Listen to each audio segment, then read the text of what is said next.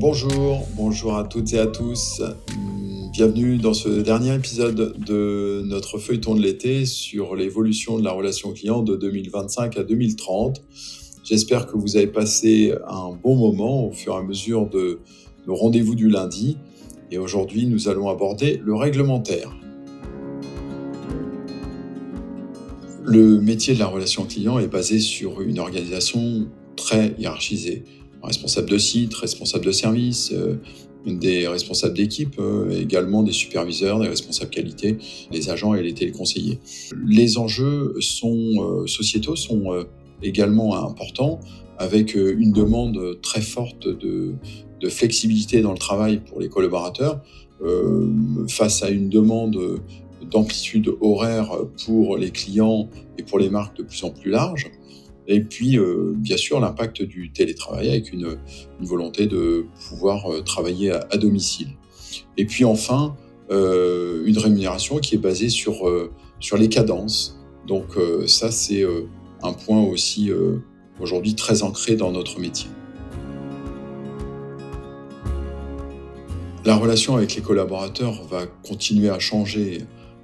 Ce besoin de flexibilité, ce besoin de télétravail va bouleverser la manière dont les contrats de travail sont réalisés, les règlements intérieurs sont imposés, et peut-être qu'il faudra s'orienter vers des conventions de collaboration, plutôt un code de bonne conduite à la place du règlement intérieur, et puis les rémunérations variables qui sont basées sur la cadence devront certainement prendre en compte les critères qualitatifs, puisque dans notre métier, on parle de satisfaction, on parle de service, et donc il faudra mettre en phase cette rémunération par rapport à ce qui est attendu par nos clients.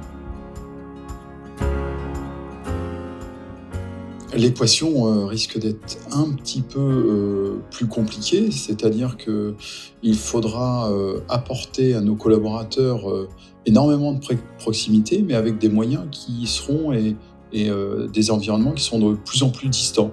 Donc il faudra recruter à distance, donc bien sentir le potentiel et le talent des futurs collaborateurs, et puis les faire progresser avec des formations à distance, et ensuite les coacher à distance également, tout en essayant de les préserver au maximum pour qu'ils restent dans l'entreprise, donc les accompagner, les faire évoluer et fidéliser les meilleurs consultants pour apporter le meilleur service à nos clients.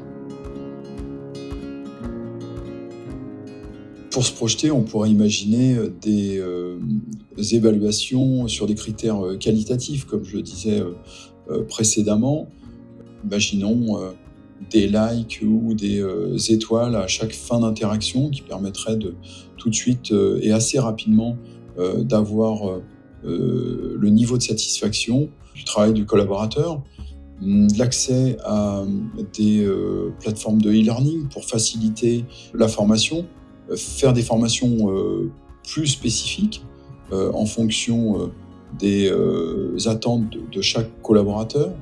Et puis, ne pas oublier non plus, le fait de travailler à distance ne favorise pas forcément le travail en groupe.